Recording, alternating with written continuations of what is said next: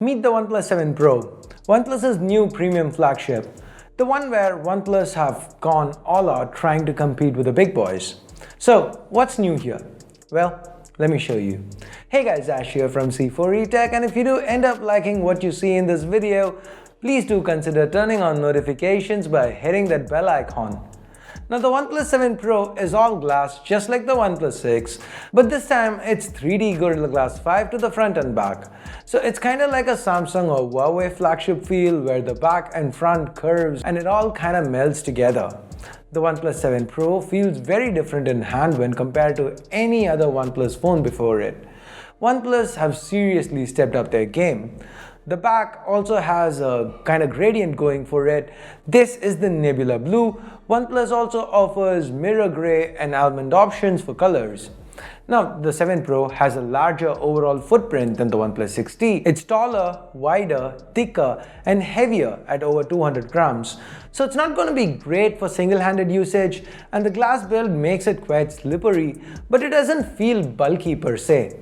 The reason why it's this big is because OnePlus now have a 6.67-inch display in here. And no more notches, it's all screen. To achieve this, OnePlus has tucked in the selfie camera into the top of the phone. So this here is a motorized pop-up camera. It's a 16 megapixel f2.0, the Sony IMX 471 to be precise. And anyway, the panel itself, OnePlus are calling it Fluid AMOLED. Basically, that's marketing speak for an AMOLED panel with a Quad HD resolution and a 90Hz refresh rate. This display, it's stunning, it's super sharp with a pixel density of over 500 pixels per inch.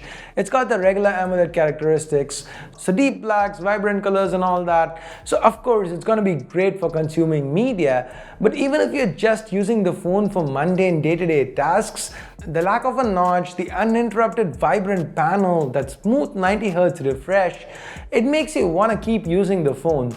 The experience feels excellent. It's worth mentioning that OnePlus does give you an option to switch to 60Hz and turn the resolution down to Full HD Plus if you want to conserve battery. There is still no headphone jack, and what is worse is that this time OnePlus doesn't even include a Type-C to 3.5mm converter in the box, which is kind of like the worst thing they can pick up from Apple. But for what it's worth, we do get stereo speakers here and they do sound really good, quite loud. The alert slider returns and so does the in-display fingerprint scanner. This one happens to be faster than ever. Now to the back we get a triple camera setup. The primary, no surprises here, it seems to be everybody's sensor of choice. The Sony IMX 586, the 48 megapixel sensor. It is paired with the f1.6 lens with optical image stabilization. The secondary is an 8 megapixel f2.4 which allows for 3x optical zoom. This has OIS 2, and then we have a 16 megapixel f2.2 with a 117-degree field of view. So this one's the ultra-wide angle. OnePlus seems to have chosen solid hardware. Initial impressions leave me hopeful of good camera performance here with the 7 Pro.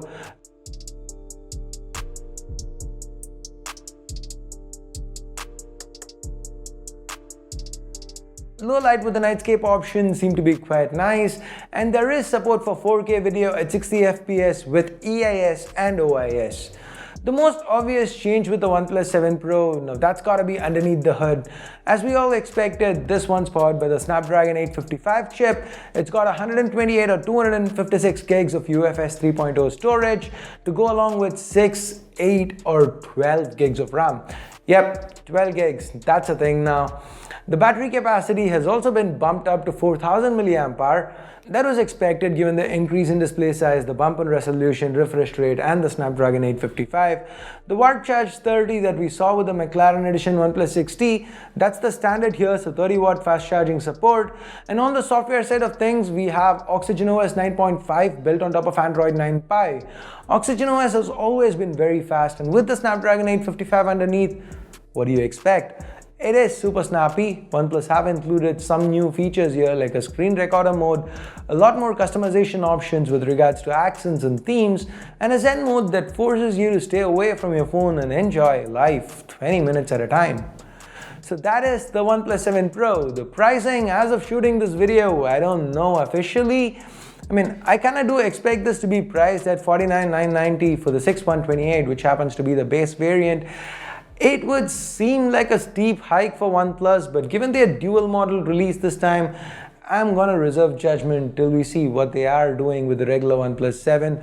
As a standalone, the 7 Pro, for all of what OnePlus is offering, seems very interesting, even if it is gonna be priced around 50K.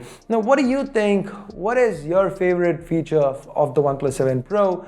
Let me know in the comments below. And what do you think it should be priced at? What do you think is a fair price?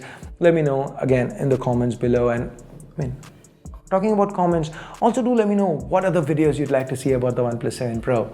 And with that, I guess we get to the end of this video. Thumbs up, thumbs down based on whatever you felt about it. Subscribe, turn on notifications by hitting that bell icon if you haven't yet. And here are a couple of videos for you to check out and a link to our other channel, FTJ. Give it a chance, you might end up liking it.